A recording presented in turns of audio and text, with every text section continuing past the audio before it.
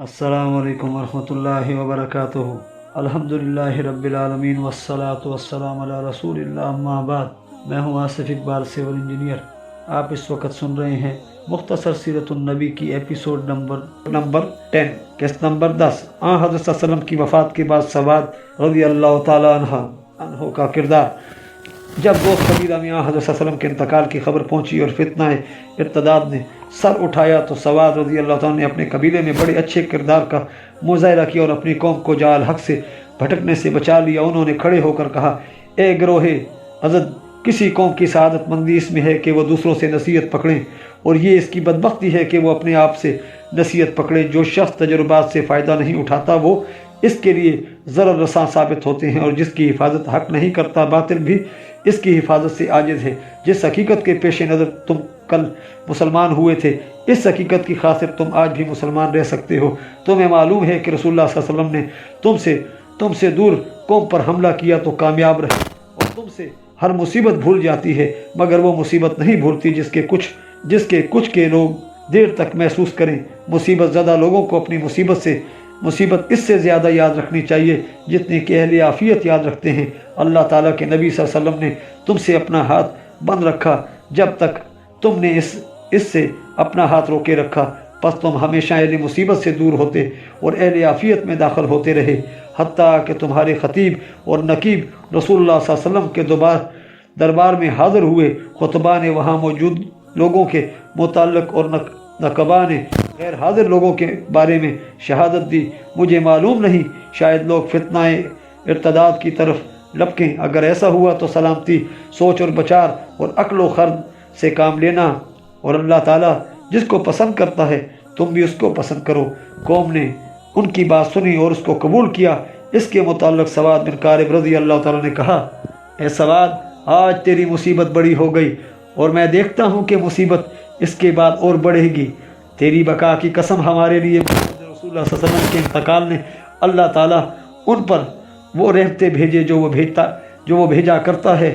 دل میں پیوست ہونے والا غم چھوڑا ہے۔ بھلا جس نے نبی کریم صلی اللہ علیہ وسلم کو گم پایا ہے، اس کے لیے دل کہاں؟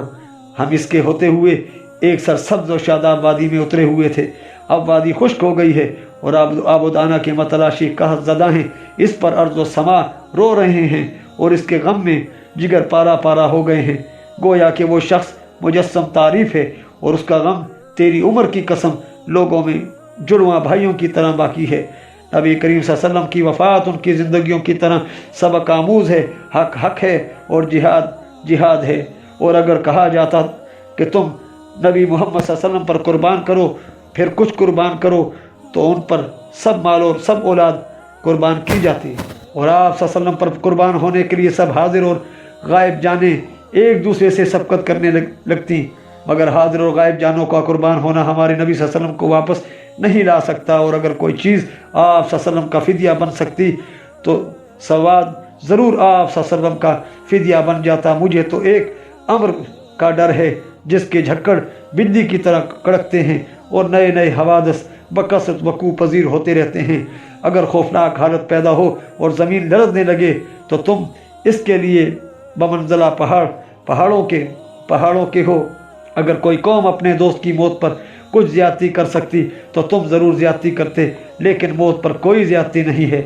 ان کی قوم کو ان کے یہ اشعار اور یہ بات پسند آئی تو انہوں نے ان کی بات مان لی، اور جیسا انہوں نے کہا ویسا کیا۔ یہود کو رسول اللہ صلی اللہ علیہ وسلم کی انتظار۔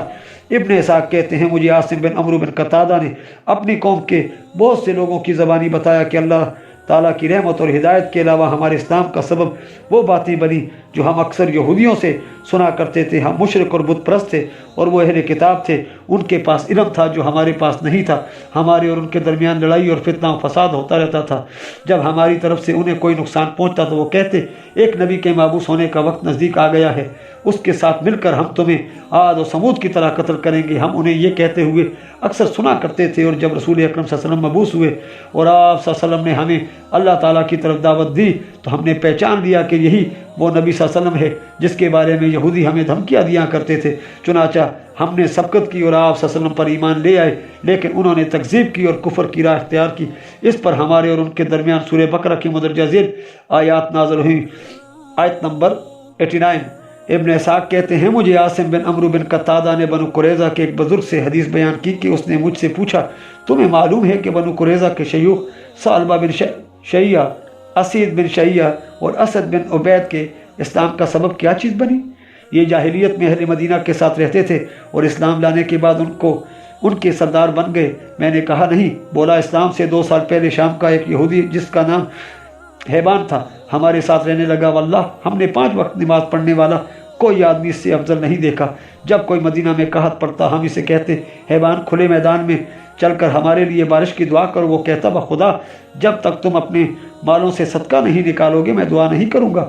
ہم پوچھتے کتنا صدقہ نکالیں؟ وہ کہتا فی کس 1 ٹوپا کھجور اور 2 مد جو۔ جب ہم اس کے کہنے کے مطابق صدقہ نکالتے تو وہ ہمیں شہر کے باہر ہرا میدان میں لے جاتا اور اللہ تعالیٰ سے بارش کی دعا کرتا۔ اللہ کی قسم اگر ایسا ہوا وہ ابھی اپنی جگہ کھڑا دعا کر رہا ہوتا کہ بادل آتے اور موسلادھار بارش شروع ہو جاتی۔ 1 یا 2 3 دفعہ ایسا نہیں ہوا بلکہ اس سے زیادہ دفعہ یہ بات ہمارے دیکھنے میں آئی ہے۔ بالآخر جب وہ فوت ہونے لگا تو اس نے کہا اے گروہ یہود جانتے ہو مجھے شراب اور پرتکلف کھانوں کی جگہ سے اس بھوک اور تندرستی کی جگہ میں کیا چیز لائی؟ ہم نے نفی میں جواب دیا اور کہا اس کا علم آپ ہی کو ہے۔ بولا اے گروہ یہود میں اس شہر میں اس لیے آیا تھا کہ ایک نبی کے آنے کا زمانہ بالکل قریب آ گیا ہے۔ یہ شہر اس کا مقام ہجرت ہے۔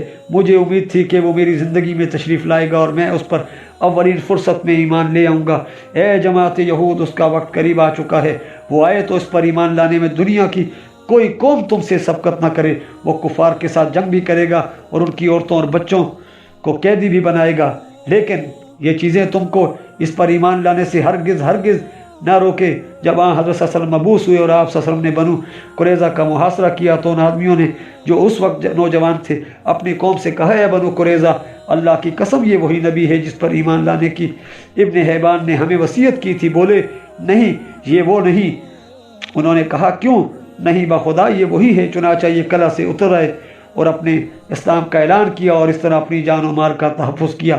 بعثت کا ذکر ابن اسحاق رحمۃ اللہ لکھتے ہیں جب حضرت صلی اللہ علیہ وسلم نے اپنی عمر شریف کے 40 سال پورے کر لیے تو اللہ تعالیٰ نے آپ صلی اللہ علیہ وسلم کو تمام کائنات کے لیے رحمت بنا کر مبعوث فرمایا، اور اس سے پہلے سب انبیاء کرام علیہ السلام سے آپ صلی اللہ علیہ وسلم پر ایمان لانے، آپ صلی اللہ علیہ وسلم کی تصدیق کرنے اور مخالفین کے مقابلہ میں آپ صلی اللہ علیہ وسلم کی بھرپور امداد کا عہد دیا، اور ان سے یہ عہد بھی لیا کہ وہ یہ بات اپنے متبعین تک پہنچا دیں گے۔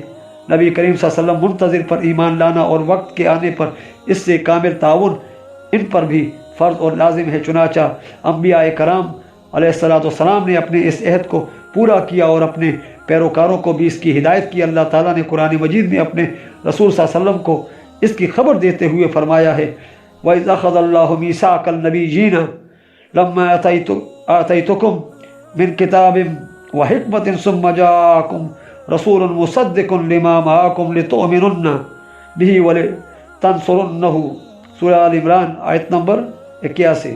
یعنی اسی وقت کو یاد کرو، اس وقت کو یاد کرو جب اللہ تعالیٰ نے انبیاء علیہ السلام سے عہد دیا کہ میں تم کو کتاب اور حکمت دوں، پھر تمہارے پاس وہ رسول آئے جو تمہاری کتابوں کی تصدیق کرے تو تمہارے لیے اس پر ایمان لانا اور اس کی امداد کرنا ضروری اور لازم ہے۔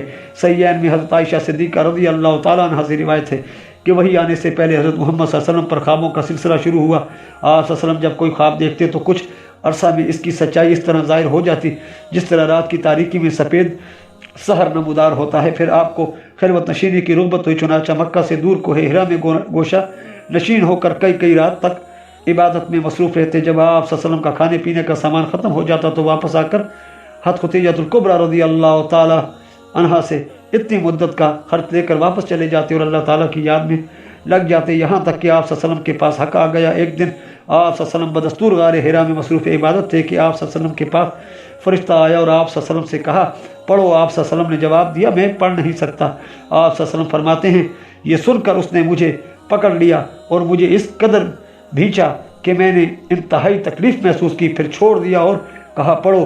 میں نے کہا میں پڑھ نہیں سکتا۔ پھر اس نے مجھ کو تیسری مرتبہ بھینچا کہ میں نے انتہائی تکلیف محسوس کی، پھر اس نے مجھ کو چھوڑ دیا اور کہا اقرأ باسم ربک الذی خلق خلق الانسان من علق اقرأ وربک الاکرم۔ الذی علم بالقلم علم الانسان ما لم یعلم، سورہ الق آیت نمبر 1 تا 5، یعنی اپنے اس رب کا نام لے کر پڑھ جس نے پیدا کیا، جس نے انسان کو جمے ہوئے خون سے پیدا کیا۔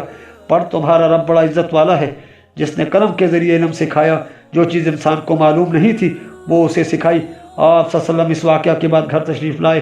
خوف سے آپ صلی اللہ علیہ وسلم کا دل دھڑکتا تھا۔ حضرت خدیجہ الکبریٰ رضی اللہ تعالیٰ عنہ کو آ کر کہنے لگے مجھ پر کمبل ڈال دو، کمبل ڈال دو۔ ذرا گھبراہٹ دور ہوئی تو فرمانے لگے خدیجہ مجھے کیا ہو گیا ہے؟ پھر انہیں سارا ماجرا کہہ سنایا اور ساتھ ہی کہا مجھے اپنی جان کا خطرہ پیدا ہو گیا ہے، میں زندہ نہیں بچوں گا۔ حضرت خدیجہ رضی اللہ تعالیٰ عنہ نے ڈھارس بندھاتے ہوئے کہا نہیں نہیں، ایسا ہرگز نہیں ہوگا، خوش ہو جائیے، اللہ کریم آپ کو کبھی ضائع نہیں کرے گا۔ آپ صلی اللہ علیہ وسلم صلہ رحمی کرتے ہیں، سچ بولتے ہیں، ناداروں کے بوجھ اٹھا لیتے ہیں، فقیروں کو اپنی کمائی سے حصہ دیتے ہیں اور ناگہانی مصائب میں مصیبت زدگان کی امداد کرتے ہیں۔ پھر حضرت خدیجہ الکبریٰ رضی اللہ تعالیٰ عنہ آپ صلی اللہ علیہ وسلم کو ورقہ بن نوفل کے پاس لے گئی۔ یہ حضرت خدیجہ رضی اللہ تعالیٰ عنہ کے چچا داد بھائی تھے اور زمانہ جاہلیت میں انہوں نے عیسائی مذہب قبول کر لیا تھا۔ یہ بڑا عالم فاضل آدمی تھا اور جس طرح اللہ چاہتا انجیل کا عربی زبان میں ترجمہ کیا کرتے تھے۔ اس وقت وہ بوڑھا ہونے کی وجہ سے نابینا بھی ہو چکے تھے۔ حضرت خدیجہ رضی اللہ تعالیٰ نے کہا چچا ذرا اپنے اس بھتیجے کی بات تو سنو، یہ بڑے خوفزدہ ہیں۔ ورقہ آپ صلی اللہ علیہ وسلم کی طرف متوجہ ہوئے اور کہا بھتیجے بتائیے آپ نے کیا دیکھا ہے؟ آپ صلی اللہ علیہ وسلم نے ان سے اس سارا گزرا ہوا واقعہ بیان کیا۔ یہ سن کر ورقہ بن نوفل نے کہا آپ تو بڑے خوش نصیب ہیں، یہ تو وہی فرشتہ اعظم ہے جسے اللہ تعالیٰ نے موسیٰ علیہ السلام پر نازل فرمایا تھا۔ کاش میں ظہور نبوت کے وقت جوان ہوتا، کاش جب آپ صلی اللہ علیہ وسلم کی قوم آپ کو شہر بدر کرے گی میں زندہ ہوتا۔ آپ صلی اللہ علیہ وسلم نے فرمایا کیا میری قوم مجھے اپنے شہر سے نکال دے گی؟ ورقہ نے جواب دیا ہاں، جب بھی کوئی آدمی حق کی بات پیش کرتا ہے جو آپ صلی اللہ علیہ وسلم کو نصیب ہوا ہے، جو آپ صلی اللہ علیہ وسلم کو نصیب ہوا ہے تو لوگ اس کے دشمن ہو جاتے ہیں۔ اگر میں اس وقت تک زندہ رہا تو آپ کی بھرپور مدد کروں گا، لیکن تھوڑے دنوں کے بعد ورقہ کا انتقال ہو گیا، ادھر وہی کی آمد بھی بند ہو گئی، یہاں تک کہ آپ صلی اللہ علیہ وسلم کو اس سعادت سے وقتی محرومی پر اتنا صدمہ ہوا کہ آپ صلی اللہ علیہ وسلم دل برداشتہ ہو کر متعدد دفعہ پہاڑ کی چوٹی پر پہنچتے تو جبرائیل ظاہر ہو کر فرماتے محمد صلی اللہ علیہ وسلم آپ اللہ کے سچے رسول ہیں، گھبرائیے نہیں۔ یہ سن کر آپ صلی اللہ علیہ وسلم کی گھبراہٹ دور ہو جاتی اور آپ کا دل مطمئن ہو جاتا اور آپ واپس گھر تشریف لے آتے۔ جب وہی کی بندش کا زمانہ دور ہو گیا اور دوبارہ اسی ارادے سے گھر سے نکلے کہ اپنے تئیں پہاڑ سے گرا دیں تو حضرت جبرائیل علیہ السلام نے ظاہر ہو کر وہی بات کہی جو پہلے کئی بار کہہ چکے تھے۔ ابن اسحاق لکھتے ہیں مجھے وہب بن کیسان نے حدیث بیان کی ہے کہ میں نے عبداللہ بن زبیر رضی اللہ تعالیٰ عنہ سے سنا، وہ عبید بن عمیر بن قتادہ لیسی کو کہہ رہے تھے اے عبید مجھے پہل حضرت صلی اللہ علیہ وسلم پر وحی نبوت نازل ہونے کا واقعہ سناؤ۔ جب جبرائیل علیہ السلام آپ صلی اللہ علیہ وسلم کے پاس وحی لائے، وہب بن کیسات کہتے ہیں میری موجودگی میں عبید عبداللہ بن زبیر رضی اللہ تعالیٰ عنہ حاضرین مجلس کو اس طرح واقعہ سنایا کہ رسول اکرم صلی اللہ علیہ وسلم ہر سال غار حرا میں 1 مہینہ اعتکاف کیا کرتے تھے، اور زمانہ جاہلیت میں قریش کی عبادت کا ایک طریقہ یہ بھی تھا، رسول اکرم صلی اللہ علیہ وسلم ہر سال 1 مہینے کا اعتکاف کیا کرتے تھے اور جو مسکین آپ صلی اللہ علیہ وسلم کے پاس آتا اس کو کھانا کھلاتے تھے۔ مہینے کا یہ اعتکاف پورا کرنے کے بعد جب آپ صلی اللہ علیہ وسلم واپس آتے تو گھر جانے سے پہلے بیت اللہ کا طواف کرتے۔ یہ طواف 7 چکر یا جس طرح اللہ چاہتا کم و بیش ہوتا تھا۔ طواف سے فارغ ہونے کے بعد گھر تشریف لاتے، یہاں تک کہ جب وہ مہینہ آیا جس میں اللہ تعالیٰ نے آپ صلی اللہ علیہ وسلم کو شرف نبوت سے مشرف کیا اور یہ رمضان المبارک کا مہینہ تھا، تو آپ صلی اللہ علیہ وسلم معمول کے مطابق اعتکاف کرنے کے لیے گھر سے غار حرا کی طرف نکلے۔ اس وقت آپ صلی اللہ علیہ وسلم کے گھر والے بھی آپ صلی اللہ علیہ وسلم کے ہمراہ تھے۔ جب وہ رات آئی جس میں اللہ تعالیٰ نے آپ صلی اللہ علیہ وسلم کو منصب نبوت پر فائز کیا اور اس طرح اپنے بندوں پر رحم فرمایا، تو حضرت جبرائیل علیہ السلام اللہ تعالیٰ کا حکم لے کر حاضر ہوئے۔ پھر عبید نے وہ حدیث بیان کی جو پہلے گزر چکی ہے اور یہ واقعہ بھی بیان کیا کہ رسول اکرم صلی اللہ علیہ وسلم اعتکاف پورا کرنے کے بعد واپس آئے تو اسی طرح کیا جس طرح پہلے کیا کرتے تھے۔ پہلے خانہ کعبہ میں داخل ہو کر بیت اللہ کا طواف کرنے لگے تو دوران طواف ورقہ بن نوفل سے آپ صلی اللہ علیہ وسلم کی ملاقات ہوئی۔ اس وقت ورقہ نے آپ صلی اللہ علیہ وسلم سے پوچھا بھتیجے مجھے بتائیے آپ نے کیا دیکھا اور کیا سنا؟ رسول اکرم صلی اللہ علیہ وسلم نے سارا ماجرا بیان کر دیا۔ یہ سن کر ورقہ بولے خدا کی قسم بلا شبہ آپ اس امت کے نبی ہیں، آپ کے پاس وہی ناموس اکبر فرشتہ اعظم آیا ہے جو موسیٰ علیہ السلام کے پاس آیا کرتا تھا۔ تیار رہیے، آپ کی تکذیب کی جائے گی، آپ کو اعزاء دی جائے گی، آپ کو دیش سے نکالا جائے گا اور آپ صلی اللہ علیہ وسلم سے لڑائی بھی کی جائے گی۔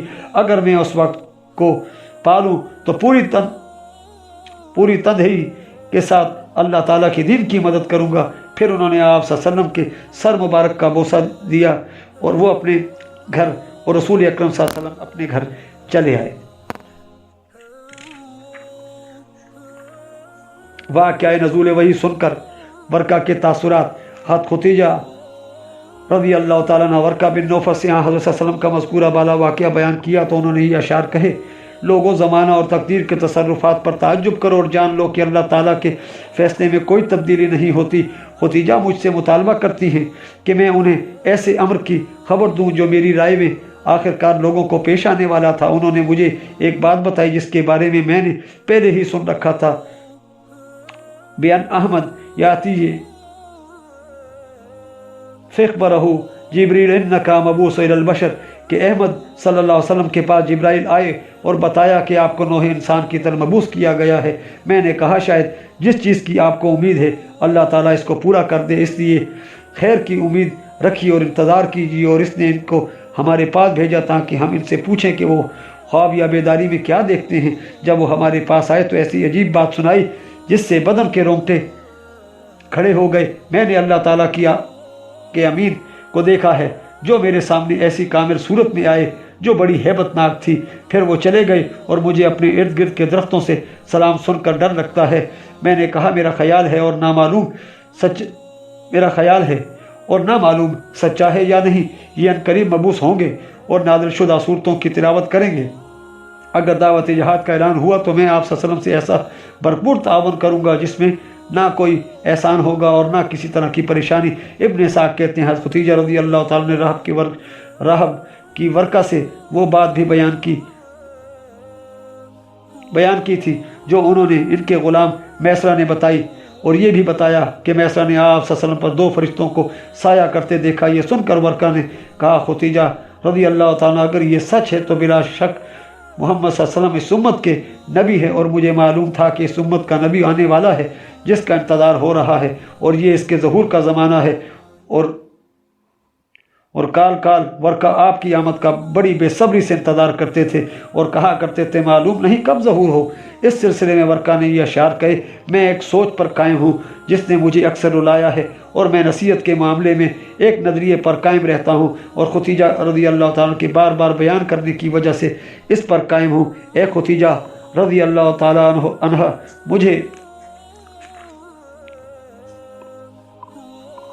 مجھے تو اس کا انتظار کرتے کرتے عمر گزر گئی ہے۔ آپ کی بات کی وجہ سے امید ہے کہ مکہ شہر میں ہی اس کا ظہور ہوگا، اور راہب کے اس قول کی وجہ سے جو آپ نے مجھے بتایا ہے یہ کہتا ہوں، اور میں اس کے غلط ہونے کو ناپسند کرتا ہوں کہ جلدی محمد صلی اللہ علیہ وسلم قوم کے سردار بن جائیں، اور جو ان سے جھگڑا کرے گا یہ اس پر غالب آئیں گے، اور اس ملک میں نور کی ایسی روشنی پھیلے گی جس سے خلقت پریشان ہونے سے بچ جائے گی۔ جو ان سے لڑے گا وہ گھاٹے میں رہے گا، اور جو صلح کرے گا وہ کامیاب ہوگا۔ کاش ان کے ظہور کے وقت میں موجود رہوں اور ان کے دین میں سب سے پہلے داخل ہوں، اس دین میں داخل ہو جاؤں جس کو قریش مکروہ سمجھتے ہیں اور مکہ میں اس کے خلاف کتنا ہی شور مچاتے ہیں۔ میں امید کرتا ہوں کہ جس دین کو یہ سب مکروہ جانتے ہیں وہ مالک عرش کے نزدیک عروج کو پہنچے گا اور یہ نیچے گریں گے۔ کیا اس شخص کے ساتھ کفر کرنے کے سوا اور بھی کوئی حماقت ہے کہ جس کو آسمانوں کے خالق نے منتخب فرما لیا ہے؟ اگر وہ باقی رہے اور میں بھی باقی رہا تو ایسے واقعات رونما ہوں گے جن سے کفار چیخ پڑیں گے، اور اگر میں ہلاک ہو گیا تو فکر نہیں، کیونکہ تقدیر ہر جوان کو ہلاکت تک پہنچا دے گی۔ ابن اسحاق نے یونس کی روایت سے ورقہ کے یہ اشعار بھی ذکر کیے ہیں: کیا تو سویرے سویرے جائے گا یا شام کے وقت؟ اور سینے میں چھپے ہوئے غم کی بنا پر عجیب پریشانی ہے ان لوگوں کی جدائی کے باعث جن کی جدائی کو میں دوست نہیں رکھتا۔ یوں لگتا ہے کہ 2 دن کے بعد تو ان سے دور ہو جائے گا۔ اور محمد صلی اللہ علیہ وسلم کے متعلق سچی خبریں آ رہی ہیں۔ جب آپ صلی اللہ علیہ وسلم غائب ہوتے ہیں تو ایک خیرخواہ آدمی آپ صلی اللہ علیہ وسلم کے بارے میں یہ خبر بتاتا ہے: یہ وہ نوجوان ہے جس کی خیر کی زمین کے نشیب و فراز میں امید کی جاتی ہے، اور بصرہ کے بازاروں میں جن میں خمیدہ کمر اونٹنیاں بوجھ کی وجہ سے چھوٹے چھوٹے قدم رکھ کر چلتی ہیں۔ اس نے خوب معلوم کر کے ہمیں ہر بھلائی کی خبر دی ہے۔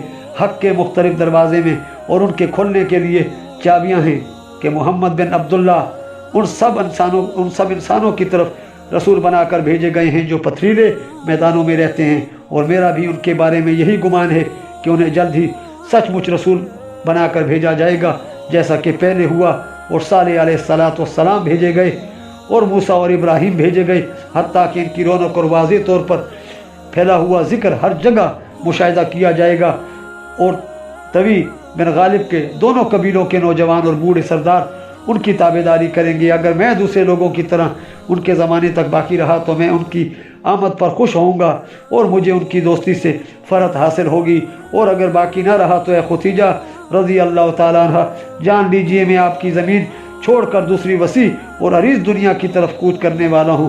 صحیح بخاری میں ہے، ابن شہاب کہتے ہیں مجھے ابو سلمہ بن عبد الرحمن نے خبر دی کہ حضرت جابر بن عبداللہ انصاری رضی اللہ تعالیٰ عنہ بندش وحی کے سلسلہ میں بیان کرتے ہیں کہ آپ صلی اللہ علیہ وسلم نے فرمایا، ایک روز میں جا رہا تھا کہ میں نے آسمان کی طرف سے آواز سنی، میں نے آنکھ اٹھا کر دیکھا تو وہی فرشتہ جو غار حرا میں میرے پاس آیا تھا، زمین اور آسمان کے درمیان ایک کرسی پر بیٹھا ہے۔ میں اسے دیکھ کر پھر ڈر گیا اور واپس آ کر اپنی بیوی سے کہا مجھ پر کمبل ڈال دو، مجھ پر کمبل ڈال دو۔ اس وقت اللہ جل شانہ نے یہ آیت اتاری، یا ایھا المدثر قم فانذر والرجز فہجر۔ اس کے بعد وہی تیز ہو گئی اور پے در پے وہی آنے لگی۔ ان احادیث مبارکہ سے تعلق رکھنے والے فوائد کا بیان بعض علماء کہتے ہیں جیسا کہ مذکور ہے کہ جبرائیل علیہ السلام سوموار کے دن رمضان المبارک کو اترے، اور ایک روایت کے مطابق 17 رمضان المبارک کو اترے۔ اس کو برا بن عازب رضی اللہ تعالیٰ نے روایت کیا، اور حضرت ابو ہریرہ رضی اللہ تعالیٰ نے 27 رجب مروی ہے۔ ابن عمر رضی اللہ تعالیٰ 18 ربیع الاول حادثہ فیل سے 41 سال بعد بتاتے ہیں۔ ابن قیم رحمۃ اللہ کہتے ہیں جو کہتے ہیں رمضان المبارک میں اترے، وہ اللہ تعالیٰ کے اس فرمان سے دلیل پکڑتے ہیں، شہر رمضان الذی انزل فیہ القرآن ھدی للناس، سورہ بقرہ آیت نمبر 185۔ علماء کہتے ہیں پہلے اللہ تعالیٰ نے آپ صلی اللہ علیہ وسلم کو نبوت کے اعزاز سے مشرف کیا تو سارا قرآن آسمان دنیا پر لیلۃ القدر کو بیت العزت میں اتارا، پھر وہاں سے ضرورت کے مطابق بالاقساط 23 سال میں مکمل ہوا۔ یہ ابن عباس رضی اللہ تعالیٰ روایت کرتے ہیں۔ اور ورقہ کے قول یا لیتنی فیہا جزا میں ہا کی ضمیر نبوت کی طرف لوٹتی ہے، مطلب یہ ہے کہ کاش نبوت کے ظہور کے وقت میں جوان ہوتا تاکہ اس کی نصرت و حمایت میں انتہائی کوشش کرتا۔ اور فقتنی کا معنی ہے حقنی، میرا گلا گھونٹنا۔ ناموس کا معنی ہے بادشاہ کا رازدان، بعد نے کہا ہے ناموس نیک رازدان کو، اور جاسوس برے رازدان کو کہا جاتا ہے۔ موذرا عذر سے ماخوذ ہے، اور اس کا معنی قوت اور امداد ہے۔ یا فوق محموز ہے، بچے کا سر جب تک مضبوط نہ ہو اس کو یا فوق نہیں کہا جاتا بلکہ غازیہ کہا جاتا ہے۔ سہیلی لکھتے ہیں عامر شابی سے صحیح سندوں کے ساتھ مروی ہے کہ فطرت میں اسرافیل آپ صلی اللہ علیہ وسلم کے ساتھ 3 سال تک مقرر کیے گئے، گاہے گاہے وہ آپ صلی اللہ علیہ وسلم کو نظر آتے تھے اور کوئی کلمہ وحی وغیرہ آپ صلی اللہ علیہ وسلم کو بتاتے تھے۔ پھر حضرت جبرائیل مقرر کیے گئے اور انہوں نے آپ صلی اللہ علیہ وسلم پر سارا قرآن کریم اتارا۔ اس کے ساتھ ہی ہماری آج کی ایپیسوڈ اختتام پذیر ہوتی ہے۔ وآخر دعوانا الحمدللہ رب العالمین۔ ملتے ہیں انشاءاللہ نیکسٹ ایپیسوڈ میں۔ آپ ہمارے چینل کو سبسکرائب کیجئے، ویڈیو کو لائک کیجئے، کمنٹس میں اپنی قیمتی آراء سے آگاہ کیجئے۔ اللہ حافظ۔